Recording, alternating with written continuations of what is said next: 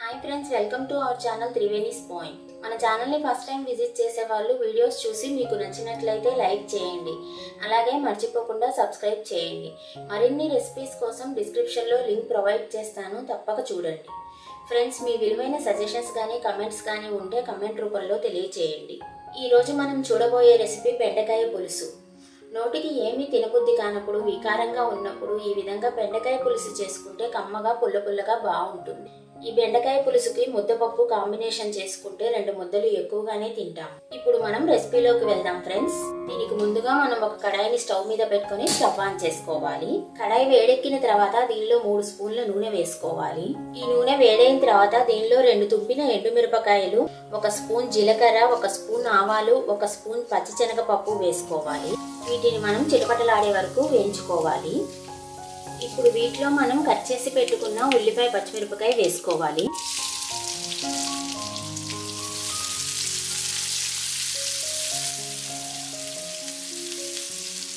అలాగే దీనిలో 2 కరివేపాకు రెమ్మలు వేసుకోవాలి.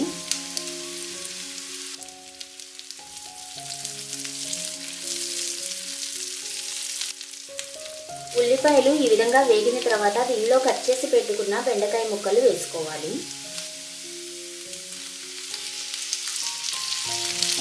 ఇప్పుడు దీనిలో మనం టేస్ట్కి సరిపడా సాల్ట్ వేసుకోవాలి. అలాగే కొంచెం పసుపు వేసుకోవాలి. వీటిని మనం బాగా మిక్స్ చేసుకోవాలి.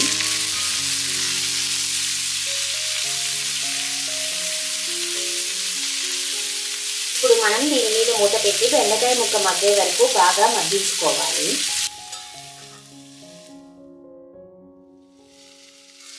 దీనిని మనం అప్పుడప్పుడు తిప్పుకుంటూ మగ్గించుకోవాలి.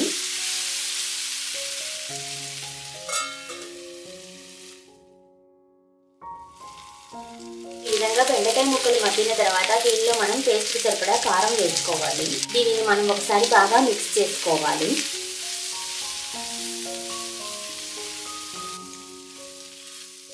ఇప్పుడు 2 నిమ్మకాయ సైజ్ అంత చింతపండుని తీసుకొని నానబెట్టి గుజ్జు తీసుకోవాలి. ఆ గుజ్జును ఇప్పుడు దీనిలో వేసుకోవాలి. ఇప్పుడు దీనిని మనం ఒకసారి బాగా మిక్స్ చేసుకోవాలి.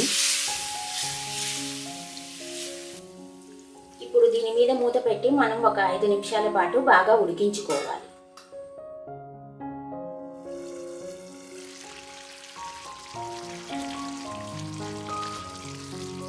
ఈ విధంగా పులుసు చిక్కబడిన తర్వాత దీనిలో కొత్తిమీర వేసుకోవాలి. దీనిని ఒకసారి మనం బాగా మిక్స్ చేసుకుందాం.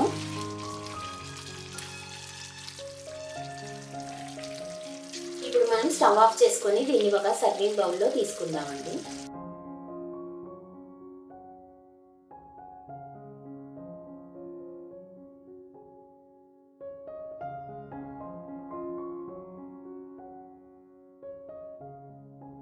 ఫ్రెండ్స్, మీ విలువైన సజెషన్స్ కానీ కమెంట్స్ కానీ ఉంటే కమెంట్ రూపంలో తెలియచేయండి. నోటికి ఏమీ తినబుద్ధి కానప్పుడు ఈ విధంగా బెండకాయ పులుసు చేసుకొని తింటే 2 ముద్దలు ఎక్కువగానే తింటామండి. Thanks for watching.